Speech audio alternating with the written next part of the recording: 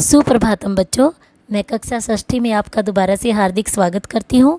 यह आपकी संस्कृत व्याकरण की कक्षा है। इसमें मैं आपको धातु रूप के बारे में बताऊंगी कि धातु रूप क्या होते हैं। सबसे पहले हम आपके सिलेबस में लट और लिरट लकार दो ही आएंगे। सबसे पहले हम जानेंगे धातु। धातु क्या होती हैं? जिन शब्दों से किसी कार्य के करने या होने का बोध हो उसे क्रिया कहते हैं। इंग्लिश में क्या बोलते हैं इनको? Action word. जैसे खाना, पीना, हंसना, चलना, सोना आदि। और इन्हीं क्रियाओं को संस्कृत भाषा में धातु कहते हैं। तो क्रिया के मूल रूप को धातु कहते हैं। क्रिया का ये मूल रूप होता है और इनको धातु कहा जाता है। आप ये जानते ही होंगे कि संस्कृत भाषा अन्य भाषाओं से बहुत ही विशिष्ट है। इसमें 3 लिंग होते हैं, जैसा कि मैंने आपको पहले की वीडियोज़ में बताया था। पुल्लिंग, स्त्रीलिंग और नपुंसकलिंग। सामान्यतः अ में अंत होने वाले शब्द पुल्लिंग होते हैं, जिसके अंत में अ हो। उसी प्रकार से और उसे अकारांत बोलते हैं। जो आ से अंत होते हैं वो आकारांत होते हैं।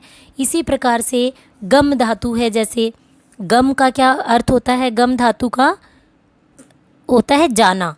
और गम धातु के जब हम धातु रूप बनाते हैं लट लकार में तो ये गच्छ बन जाता है।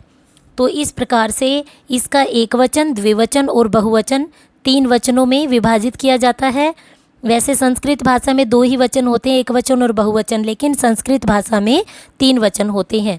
प्रथम पुरुष, मध्यम पुरुष और उत्तम पुरुष। सबसे पहले मैंने इसमें कलर के माध्यम से आपको अलग अलग स्केच कलर के माध्यम से बताना चाहा है कि गच्छ, गच्छति।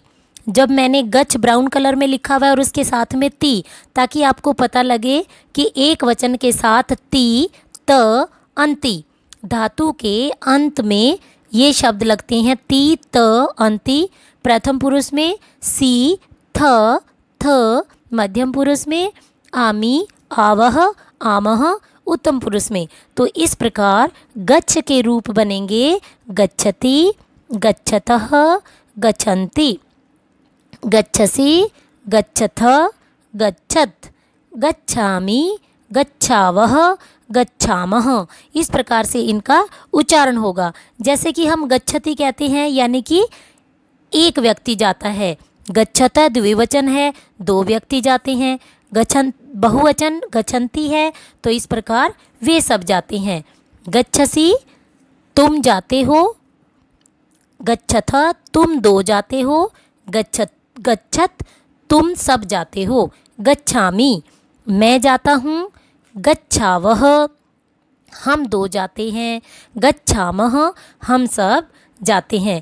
यानी कि लट लकार को इंग्लिश भाषा में प्रेजेंट टेंस बोला जाता है और इस प्रकार से यह वर्तमान काल है। इस प्रकार से इसके ये धातु रूप बनते हैं।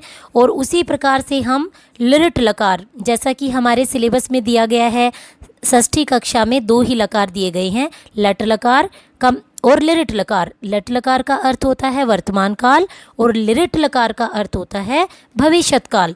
कालों के बारे में तो आपको पता है, वर्तमान काल जो अब चल रहा है, और लिरट लकार क्या होता है? भविष्यत काल, भविष्य में आने वाला समय।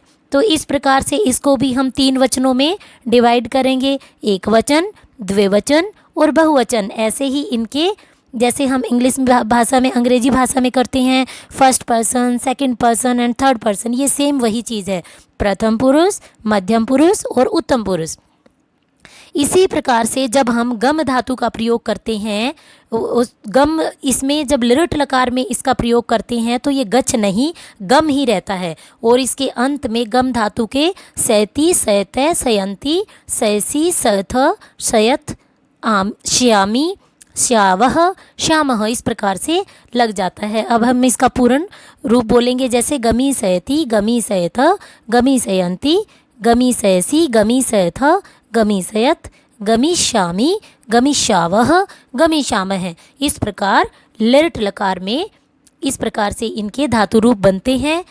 अगर आपको अब भी इसमें से कुछ समझ में नहीं आया है तो आप मुझे व्हाट्सएप के थ्रू पूछ सकते हैं। कोई भी क्वेरी हो तो आप क्लियर कर सकते हो। और इस पेज को जो भी मैंने असाइनमेंट बनाया है इसको आपको अपनी संस्कृत भाषा की नोटबुक में नोट डाउन करना है और आपको ये दोनों धातु रूप लर्न करने हैं। धन्यवाद।